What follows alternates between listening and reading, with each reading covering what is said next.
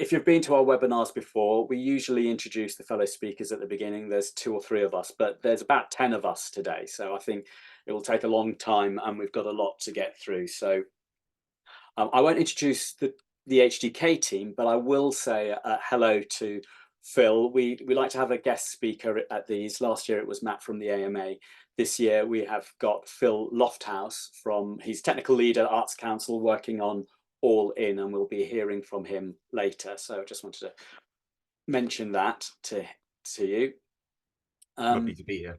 Thank you, Phil. And so it's that time of year when we like to look back at some of the things that happened this year and then use that information to look forward to 2024. Now, the thing with these sorts of sessions someone once said, it's tough making predictions, especially about the future. And we're going to try and do that for you today. We're going to pick up on some trends. Some of those are going to be informed by statistics. Some of them are going to be anecdotally informed. Some of them are going to tap into the experience that we have.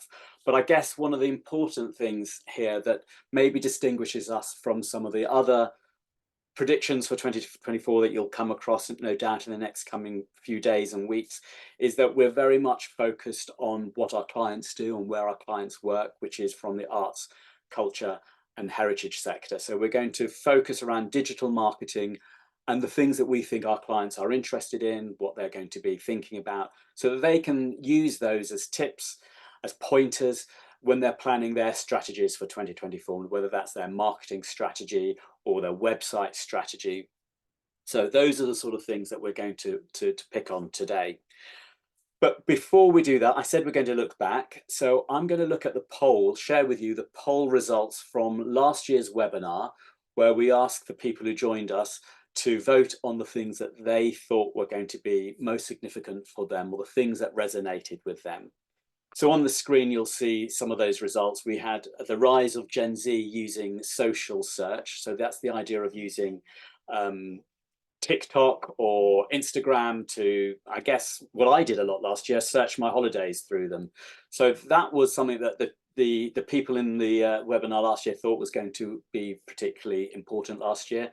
Other notable ones are influencer marketing and video first. So the idea of the rise of using video for communications. I guess that's tapping into Reels, for example. So those were the 3 that we thought at the beginning of last year or the end of 2022 that would be big in last year. One notable exception at the bottom of the list is the one that I chose to talk about, which was the idea of Web3 continuing to grow. I talked about Metaverse at a conference that year, and I felt it was going to grow much more in 2023. The people in the webinar voted me out. They thought that that wasn't going to be the big thing last year, and they were absolutely right. What came in at the last minute was the release of ChatGPT, and we did talk about it. I talked about it in the webinar as a last one. We didn't get it into the survey, but we did get a chance to talk about it as a latecomer, I guess. And certainly what we saw last year was a lot of funding of the big companies diverting from the metaverse into AI. And that clearly was something that dominated us last year. So now as we start to think forward, before we start our predictions, I'm really keen to hear from you what you think are going to be the important things that you're going to be focused on, that you think are going to happen or influence your jobs and who you work for. So we're going to try one of those interactive polls. It's coming up on the screen now. I'm sure you've seen these at conferences before. It will give a live reading of what you're thinking. So the thing is, get your phone out, use the QR code scanner to scan in the link, or just open up another tab in your browser and type in slido.com and that reference number. I'm going to keep talking, but just carry on doing it. Yeah, I can see someone's already started. What are the trends in digital marketing will most impact the UK arts, culture and heritage sector in 2024? So great. Straight off, we've got accessibility is coming up as one of those. Please add those in. I was going to say, if you can't use the QR code or the tab, opening up another browser doesn't work for you. If it's just easier, feel free to put them into the chat box, and Antonia is going to Antonia's going to paste them into her phone for you. So I love some of these results that are coming up. The decline of Twitter, authentic content. Yeah, so we'll keep that going for a few more moments as that starts to bring in some really interesting results. I love that, the decline of Twitter. Short form video content. AI is there again, in two cases. Accessibility is staying really strong this year. That's going to be interesting to hear about. But we've got lots of other ideas there. I'll let you keep doing those because I think I'll just wait for a few more moments. But you can keep on typing while we go on to that, and we can always come back to it later or share it in the end. So I think, is that all my housekeeping for today? While that's going on, I've gone through that, QR codes. Yeah. Okay. Yes. So while you carry on doing that, I'll just give you the format of today. We have got coming up, we are going to go through the trends that we have wanted to share with you on the next slide. And then we will do an overview of our program, for our webinar program for 2024. And then we will leave time for questions and a discussion. So there's a chance to come back to some of the themes there. If you've got something you particularly want to share with the group, please, we'd love to hear from you. We'll do one poll like we did last year on what of the trends that we talked about do you think are going to be important for 2024 as well. So we've got a lot to cover. So I am going to hand over to our first colleague, Raf. Thanks, Hans. I was really pleased to see accessibility and inclusion being at the forefront of that poll. But for the first trend, I would like to look at color and what we can expect in the new year. The world ran out of pink, and that's a quote from Greta Gerwig, the director of Barbie the movie, referring to the huge amount of pink paint needed on the film set. 2023 has been a very pink year. Pink was and still is everywhere, mainly thanks to Valentino, Barbie the movie, and Viva Magenta, Pantone's color of the year 2023. At HDK too, we have launched a few projects this year that feature a lot of pink. For example, Rambert Plus, Rambert Classroom, Theatre Rights, Le Ballet Trocadero de Monte Carlo, Marconi Company, and so on. So the question is whether pink is going to spill into 2024. Well, in a way, it will. Pantone has just announced the 2024 color of the year, Peach Fuzz, and we can safely predict that we will see a lot of it. Color is not only an aesthetic choice, by the way. There are other aspects that we should consider when choosing the right palette. It can raise conversion rates and improve customer retention, as well as being one of the primary factors in establishing the uniqueness of a brand. Gradients will also take center stage in the new year. They inject energy into a design, create an illusion of movement without the use of animation. They're also great for branding as they are associated with multicultural and diversity. So we should see an increase in popularity of gradients applied to large-scale backgrounds, but also organic shades, which is another visual device that is meant to trend. Fluid shapes like those found in nature, asymmetrical and winding. So back to our color trends. We put together a chart of color predictions. Designers and experts predict that these are some of the colors that we will see a lot of in the new year. And perhaps just, it might be fun if we could do a little poll between us. Which one of these colors do you think will be the most popular? You can pop the number in the chat. Would it be fiery red, moonstruck gray, mud, poison green, cobalt blue, sunset pink? Probably my favorite is Moonstruck Grey, because it reminds me of one of my favorite movies. But I can see a lot of 1, 2, 6. 2 probably is winning in the poll. Thanks for that. It will be interesting to revisit this chart at the end of 2024 to check back. But for the time being, let's enjoy Barbie Pink for a few more days. Linus. Thank you, Raf. So the 404 message is generated when a user attempts to access a web page that does not exist, has been moved, or has a dead or broken link. But this is increasingly becoming another opportunity for engagement, brand recognition, maybe even a little bit of fun. But here are a few things to keep in mind when it comes to the 404 message. Don't forget, the primary role of the 404 page is to inform users that the requested page is unavailable. Clear messaging should be the priority, even when incorporating humor. Phrases like, oops, looks like you're off the map, or this page must have taken a wrong turn, are light-hearted yet informative. After informing users of the error, the next step is helping them find their way. Include links to the homepage, popular sections, or a search bar. These elements should be easily identifiable and accessible, ensuring users aren't lost. If you want to have a bit of fun, the tone of humor should align with your brand's voice. A quirky startup might opt for a playful joke, whilst a more formal corporation might use subtle wit. And consistency in your brand's tone reassures users even in error situations. And finally, humorous 404 pages can be memorable, but they should also encourage users to stay on your site. Interactive elements like a minigame or a humorous illustration can engage users longer, decreasing their chance of leaving your site due to the error. And now over to you, Phil. Thanks, Linus. Now, I have a trend that is not guaranteed, but a trend I definitely think we could make happen.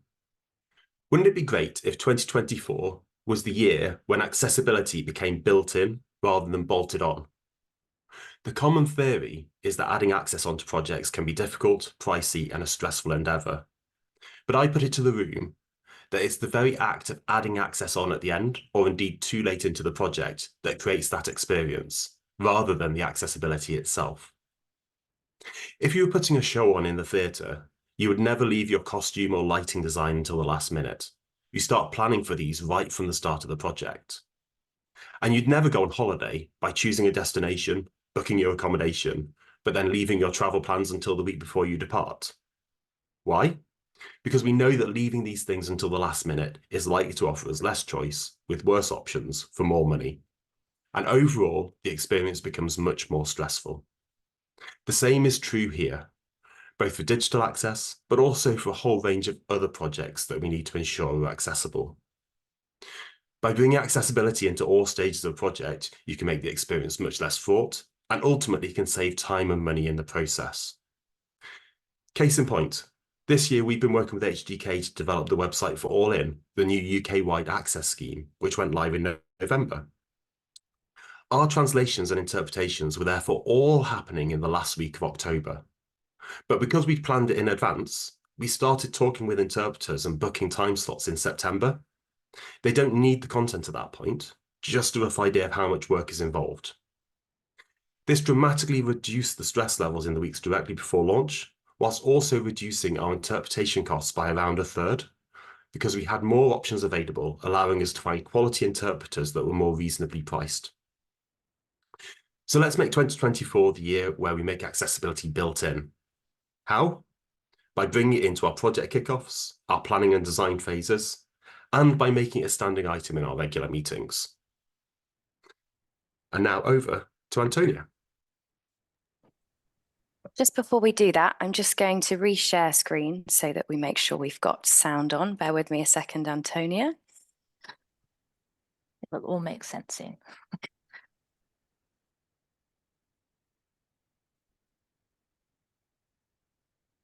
Thank you, Meg, and thanks, Phil. So sticking with accessibility, something that I think will continue to become more popular is micro interactions. They enhance the experience for everyone, but are an important tool for accessibility as well. They give users helpful feedback to effectively navigate a website or app, whether that's on a computer, mobile, or tablet. And accessible micro interactions prioritize clarity and consistency to help users find the information that they need with confidence. They offer visual, auditory, and tactile feedback. So I've got a couple of examples for you. This is an example of visual feedback, which is messages that use both color and symbols to indicate the context.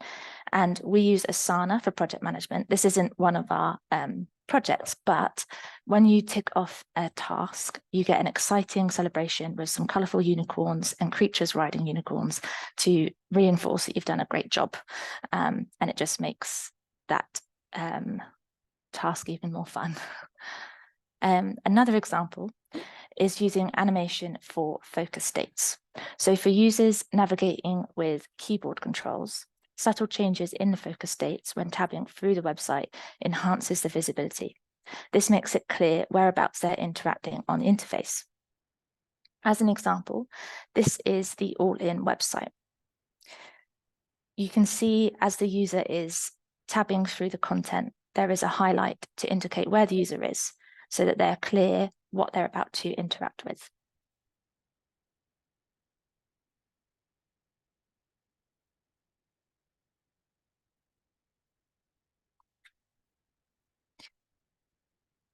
Some auditory feedback is where distinctive sounds upon successful or completion or not successful completion to kind of signify the result of your action. So this is an example which you might be familiar with.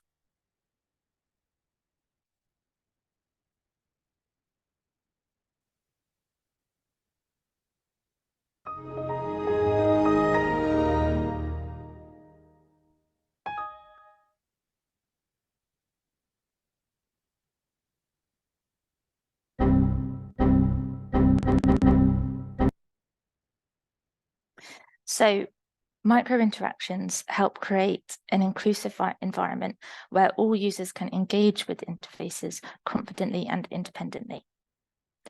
And now we're going to hear from Phoebe.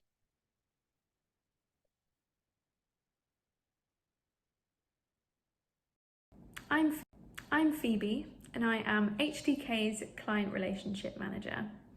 So my trend prediction for 2024 is the personalization of website user experience. So last year, or at the end of 2022, my prediction for 2023 was the reprioritization of customer experience.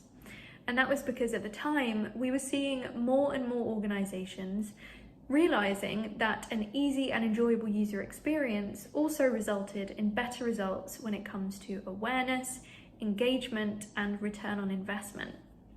So what works for the user also works for the organization, and I think that's becoming more and more prevalent in arts and culture now. And I think one of the ways that we're going to see that develop in 2024 and beyond is personalization of website user experience. So as data tracking tools and AI advance, we're able to learn more about our audiences and understand their user behavior. So what does this look like on a website? So a personalized user experience that anticipates each user's needs based on the data we have been able to track on them. So things like remembering their favorite kind of events or their needs for access provision, to suggesting pieces of content relevant to their cultural interests. So personalization of website user experience. I'm really excited to see how that trend develops for 2024. Continuing on from Phoebe in the realms of UX, my trend for 2024 is immersive storytelling in UI. So you're having a richer brain event. According to psychologist and UX consultant Susan Weinschenk, visual and immersive storytelling can cause users to have a richer brain event and be more likely to engage with your content. This is because people can recall up to 80% of what they see and do. Immersive storytelling is a really powerful way of creating human-centered design, we're seeing more websites creating user interfaces with immersive interactions to engage their users.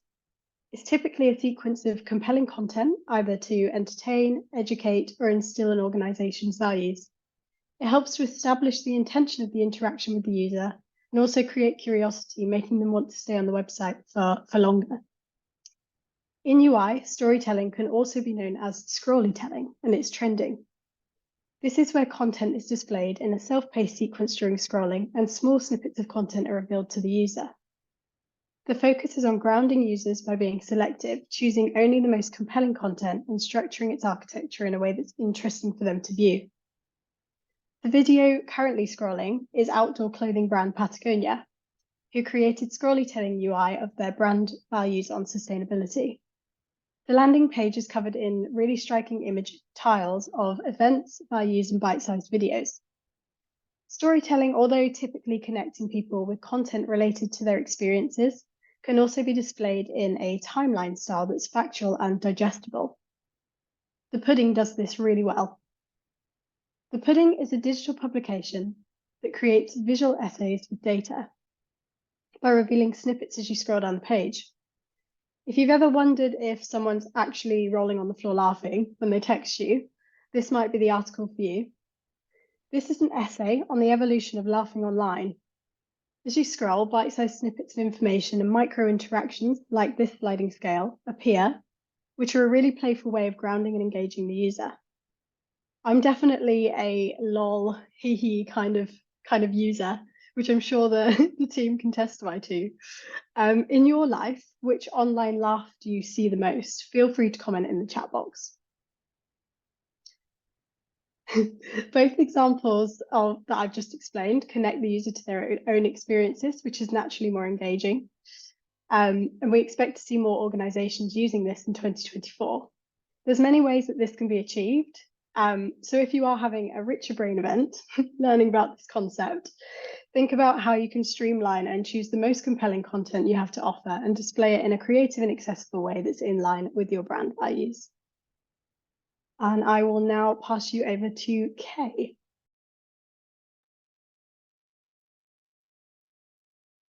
Thank you, Victoria. Yeah, work smarter, not harder is something that you must have heard millions of times while working in any types of sectors. And with the democratization of AI, you might have heard it more so. A lot of people are using AI to facilitate with their daily tasks, and managing a website is not an exception. So for this year's next year trend prediction, I would like to suggest one AI tool that you might want to consider using next year. Just because I'm aware of the time, I've only chosen one. So the one that we choose is the alt text generator. Alt text is a short form of alternative text, which describes the appearance or a function of an image on the website.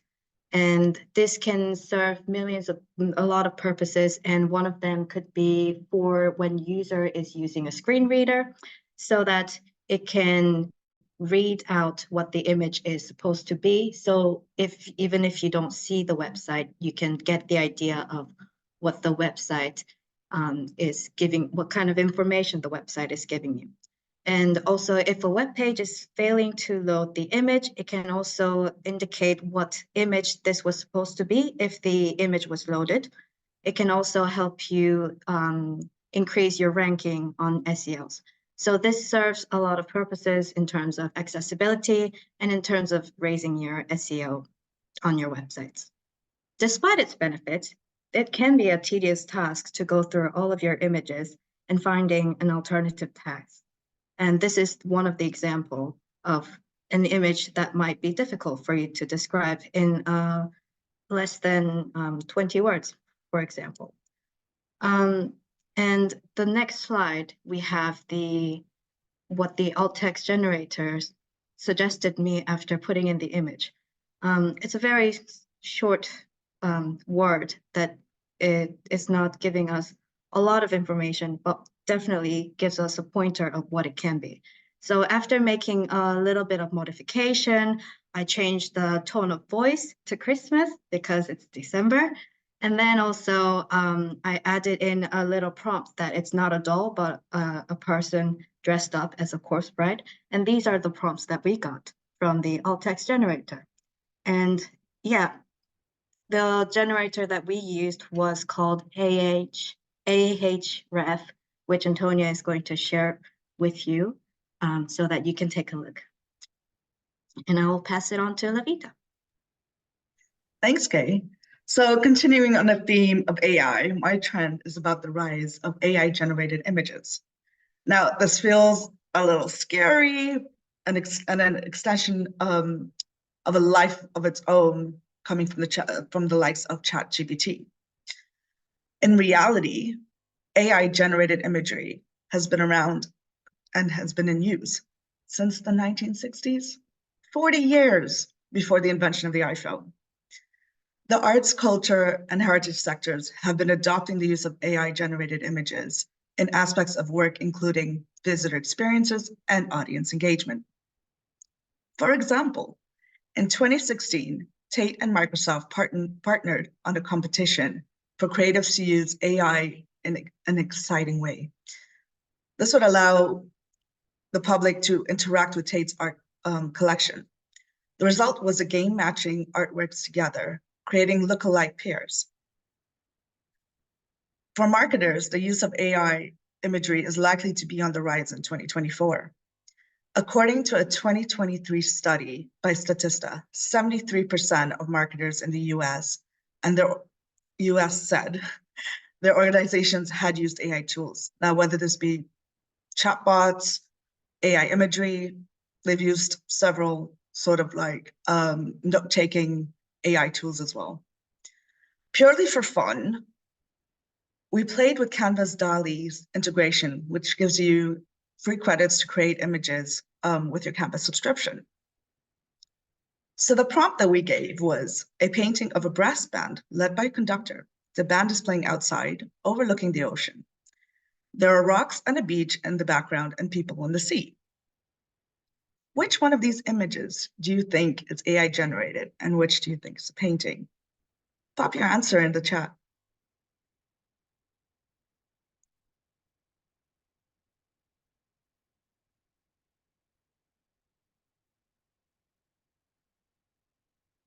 Seems a lot of different answers coming in.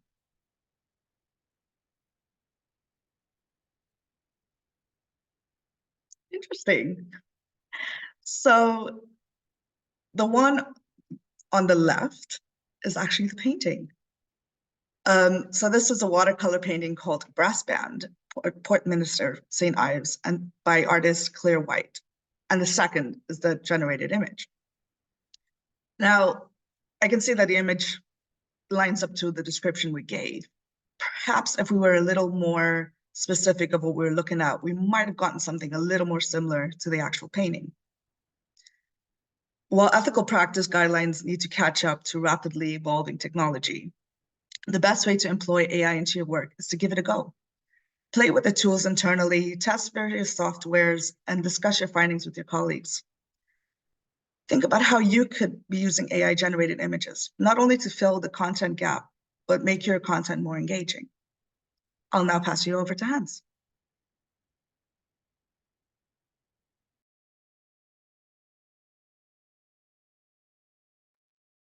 You're on mute, Hans. Thank you. Thanks, Lavita. So as we saw last year in the survey, internet search is changing. Matt referenced the idea of using social search, for example, and how that's changing. So in 2024, I think we are likely to see that internet search is going to evolve further beyond what we always think about in terms of Google and its dominant position with search. So these are some of the reasons that we might reference when thinking about how search is changing. I put AI at the top. We've got voice, we've got augmented reality and visual. We've got the changes in privacy compliance that's going to be happening through Google next year. We've got talk about social, environmental, the amount of server resources that it's using to process these complex searches? Will it result in something lighter? And local as in geo searches. So those are some of the factors. I'm going to pick out 3 and justify why I think those are going to affect Google. But I guess it's, first of all, it's worth pointing out that Google currently has about 91% of the internet search that's going on. And it's had that for about 10 years. I think it dipped at one point to 89 and then rose again up to a 91. And actually it's now about 92%. So when we hear about all the things that are happening, we have to think, well, there's a lot to change at the moment. But I was going to pick out 3 of them. The first one, I think, is voice search. We've had voice assistants like Alexa for a number of years, and actually they've started to plateau in terms of users using them. But what we are seeing an increase constantly year on year is the increase of using your mobile phone for voice searches. And it makes absolute sense, as we see from our own Google Analytics results, that mobile phone, our websites are being used more on mobile phones than desktop these days. It's inevitable that people want to use the voice search when they're walking about and traveling and looking at websites. So that's one of the reasons. Another one is that we're seeing an increase in is the use of image search. So that would be, for example, where people take a picture through their phone and use that camera to search the internet. And that's built into some of those camera programs where you search it, and people are using it to buy things from what they see. One thing you might want to consider playing around with is pointing your camera at posters, show posters, for example, and seeing the results that come up. Is it the result, if you're working in a theatre, is it the result that you want to come up? Can you influence the results that do come up there? And the third one, we've talked about it, we're going to talk about it a lot, I think, this year, is AI and ChatGPT. I, for one, probably use ChatGPT almost as much as I'm using a traditional Google word search now. So again, are we going to have to think about the content on our websites and how people might be interacting and going straight to things like services like ChatGPT? So those are my 3 things. If there's something to think about for 2024 when you're thinking about your strategy, it's think about your search engine optimization plans. Do they need to change? Do they need to reflect these influences that are coming into search? Yannick.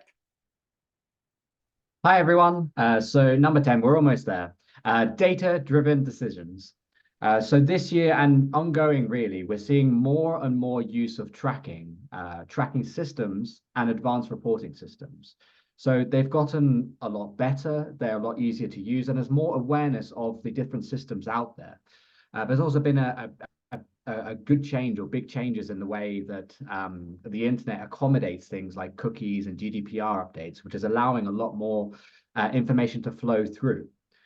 That's leading to more and more data being available, which then has great tools that then information can be pulled out and actionable information can be worked out from that data. So if you think of things like your social dashboards, how much information about your audiences you can get, and also web dashboards. There's a lot of information that can be pulled into singular dashboards. And that's leading to more and more data-driven decisions, which means decisions informed from data rather than what you think is happening. So in this picture, there's a picture of someone in the bath, and a data-driven, trying to work out a decision from this is trying to work out if the water is too hot or too cold. So if we're basing we can base of what we assume, because this person is smiling, I might say, I think the water is warm. So if I wanted to make a change, maybe I'd put in a bit more warm water. But if I made the wrong change, if I put in cold water, for example, and it's the opposite way, then the only way I'm going to know that it's wrong is I'm going to get a complaint. So a data-driven decision is measuring the temperature of the water and then making a decision based on the data available. So in digital terms, that's knowing what your users are actually doing on your websites or in social, like what are they clicking on, what are they interacting with, and then making decisions based on that rather than what you think might be happening. So for 2024, the thing to notice would be what the kind of things we're working out, what kind of things we're basing our decisions off now? I mean, as we progress through, what are we basing our decisions off of as we're going through 2024? And I'm going to hand you over now to Meg. Thank you, Yannick. Last trend, so nearly there. So we've all been there. We've seen a nasty, demanding, or sometimes just downright weird comment on our social media channels. It's easy for people to forget that human beings manage the social media channels of even the biggest brands out there. So I predict that users will expect even speedier responses from organizations in 2024. But what does this mean for marketers? Well, as always, it starts with audiences. As of a year ago, according to a survey by Marketing Charts, over a half of social media users expected brands to reply within 1 hour to their comment. As arts and culture marketers, this is quite alarming. We're often wearing many hats, and many of us might feel that this is not attainable or healthy. Very slight sidestep here. I wanted a slide of a stressed out social media manager. So naturally, given the spirit of AI and exploring these tools like Levita has suggested, I asked DALL-E to create me some images. And it is interesting when we talk about things like AI bias, that they gave me 2 images of male presenting people in what looks like a fairly fancy office and very tight fitting shirts, when social media managers are generally about 60 to 80% women. Anyway, apologies for that sidestep. So whilst community management expectations might reach a new height, luckily, it is likely that the hunger for authenticity and transparency will also bear even more significance. So we've got a best-in-class example, in my opinion, for how to manage a flurry on social media. So this is Yorkshire Tea's 2020 social media crisis and the way that they managed that. For those of you who were at the Arts Marketing Conference this year, you might remember Taylors of Harrogate's session. So we'll pop the link to this if you are curious to explore what went down at the end of the session. So although expectations on organizations to manage their social media community are likely to grow, we should all take a leaf out of Yorkshire Tea's book, or Teabag, and lean into our humanity. On that note, I will pass back to Hans. So one thing I can predict with absolute certainty, and that is the webinars that HDK are presenting in 2024. We've mapped them all out. They are now on our website for you to book in advance. They're free, as always. And if you book them now, you can have a calendar reminder nearer the time. So I'm glad to say that some of the trends that we've picked on today are reflected in the webinars, but in much more depth next year. So there might be something there that you want. The link is going to come up in the chat in just a moment. But I'll just go through the first 6 just as a sort of a taster of what's coming up. And in January, we have got social media responsibility, the ethics of social media in 2024. Then we've talked about it a lot today. It's been referenced a lot. In February, we have got AI and digital marketing in the arts. Then we have got in March, we've got how to improve the ROI of your website, followed by going viral, the psychology of trends in April. Sounds really interesting. And then 2 more that I'll share just now. May, we are coming back to accessibility, and I'm really glad we're doing that, particularly on the fact that you are all voting accessibility as an important factor for 2024. So let's make Phil's request a reality. And then finally, we've got in June, not finally for the year, but we've got reducing your website's carbon footprint, something that we're very conscious of here at HDK and have been for the last few years. So those are just the first 6, and then we've got another 6, and you can explore those on the website. Before we come to the Q&A, I think the next slide is a chance for you. Yeah, it is. It's a chance for you to pick out one of the trends. No, actually not one. I think you can vote for more than one. So if you go straight to the QR code, start voting, or go to slido.com. You can select here the ones that you think are going to impact your work in 2024. So great, thank you. I'm not surprised that accessibility and AI are already in there. So yeah, but please keep voting. I think I said it already, but you can vote for more than one. So if you voted for one and there's something else that you think is going to be important, then please come back to that. Please add those in as well, and we'll just watch those results. Obviously, on the screen we can only see the top, but maybe you want to momentarily scroll down, Meg, so we can see what's happening further down. Great. Well, we won't dwell on some of the ones at the bottom, but I guess we're really interested in the ones at the top, and we'll keep doing those just for a few more seconds, and then I think we've got some time for Q&A. Right, I think we can probably jump just before we finish. We can probably come back to that, so keep on voting if you are.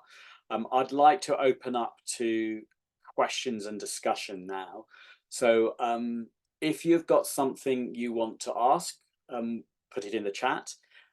Even more so, if you've got a trend that you think is important that we've not covered today, that you think is worth sharing and being on people's radar, put a hand up in the chat, and we'll give you the chance to share that, and you can switch yourself off mute while you do that.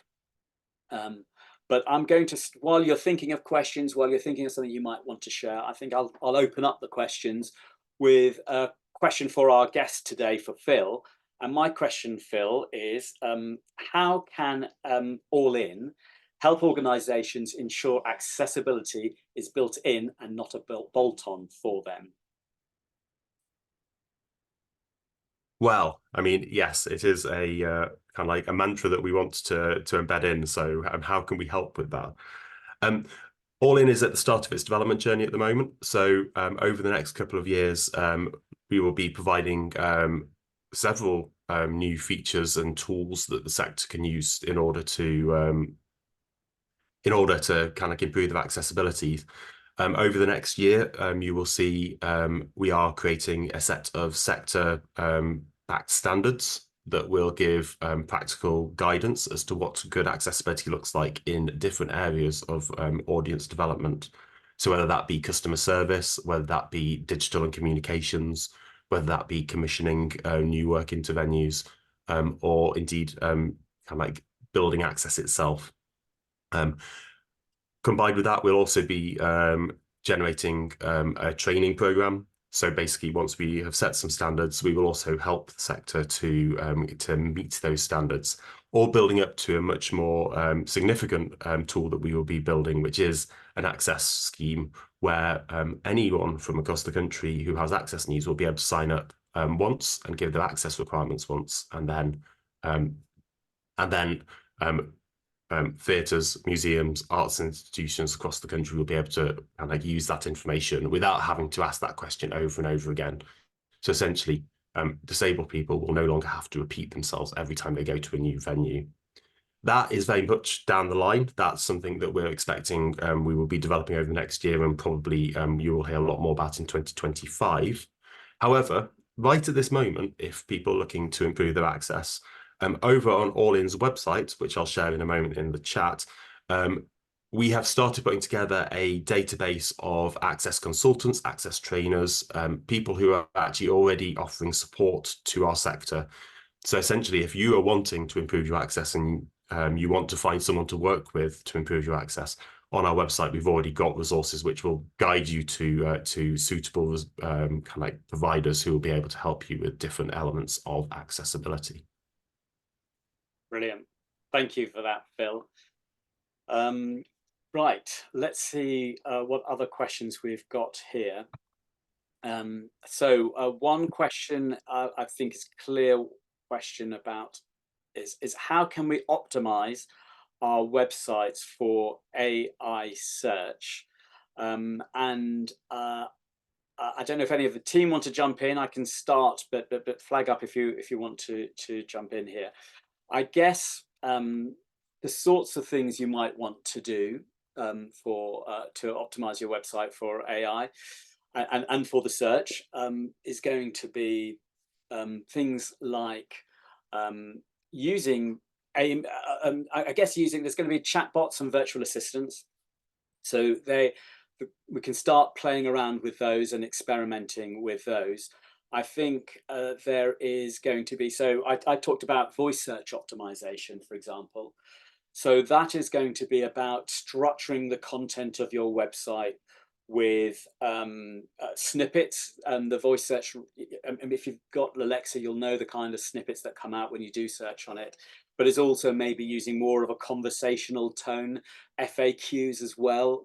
Voice searches tend to tap into as well. So those are sorts of things that you could be using to structure your tone. I think also using the alt text that Kay was talking about to make sure that your images are properly labeled and it's clear what they're going to be used for is a couple of things like that as well. So those are just a couple of things to go with. I can also jump in with it's a good reminder that AI, as Levita was saying earlier, that AI has been in use for a long time in terms of the different algorithms that are used, which is just basically a step-by-step process to create a decision. And AI is used a lot to crawl the internet. So the way that bots work that crawl the internet. So if you can use a lot of what you do for SEO to improve for AI, because things are shifting, things are changing. There's a lot of things that will change very quickly, and eventually we will know more about exactly what we need to do to optimize for AI. But for now, things like having a sitemap available on your website, having good structured content, having clear headings, having clear content attached to those headings, all these things are going to make it easier for AI to understand the context of what the website is doing and therefore be able to provide a good answer to a question as well. Brilliant, thank you. I can see another question here about the use of AI generated images or text. Can it be used for commercial purposes? I guess there is, first of all, I guess you've got, there is obviously a big discussion around artists who are worried about their work being used for AI indirectly, and there's that sort of moral argument there as well. Also, I think each platform will have its own terms and conditions and licensing that they will be able to use, particularly if you're using it for commercial decision.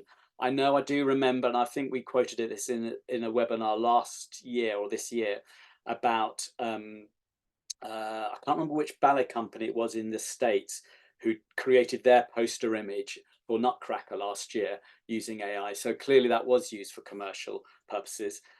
So it can be used. You have to think, you're going to have to think about it and check in what the licenses are depending on the platforms that you use there as well.